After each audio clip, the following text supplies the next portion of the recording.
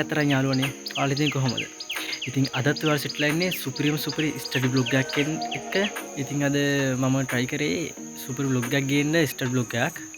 ඉතින් ඒක මං අය 8ක් 9ක් 10ක් විතර කාලයක් පාඩම් ගන්න try කරනවා. බලමු පේනම් මොකද වෙන්නේ කියලා.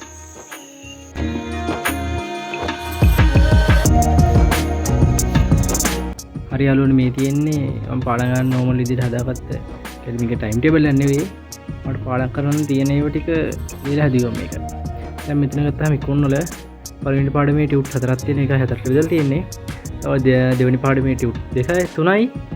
තුන්වෙනි පාඩමේ ටියුට් 2යි. හතරවෙනි පාඩමේ ටියුට් 2යි. පස්වෙනි පාඩමේ ටියුට් නෑ. ඒක ලියලා තියෙන්නේ පොතක.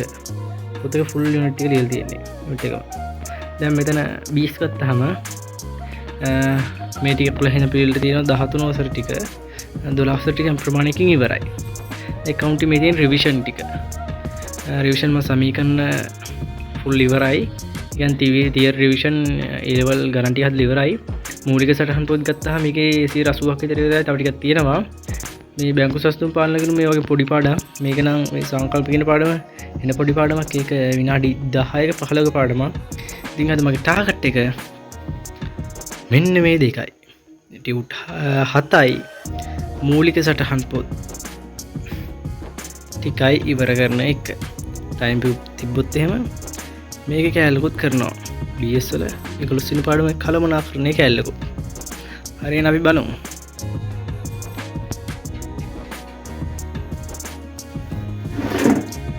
හයි යාළුවනේ ඉතින් දැන් විලාව 8:50යි. ඔයාලට පේනවා ඇති. හරි ඉතින් දැන් හරි ඉතින් මම කලින් කිව්වා වගේ accounting පාඩම් කරන්න පටන් ගමු. මම ඊයේ නම් මේකේ හරි දෙකයි වැඩි හැකගෙන පිටු තුනක් ඉවර කරා.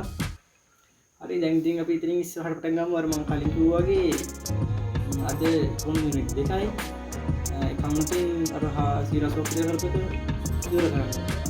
හරි දැන් පටන් ගමු.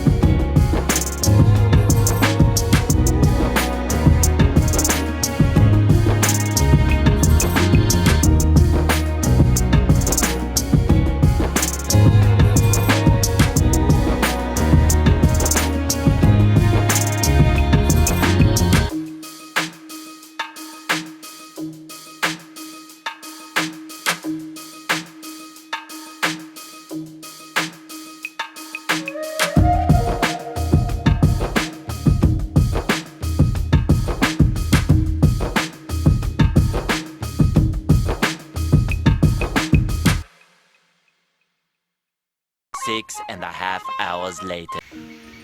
හරි ඉතින් යාළුවනේ ඒ විදිහට තමයි අද දවසේ ගුණේ. ඉතින් ලොකු දෙයක් වුණේ නැහැ. ওই වැඩ ටික කරලා දැන් වෙලාව 5ට 6ට විතර ඇති. අපි ඉතින් අපව සුපිරි බ්ලොග් එකේ සෙට් එකක් සියලු දෙනාට සුබ දවසක්.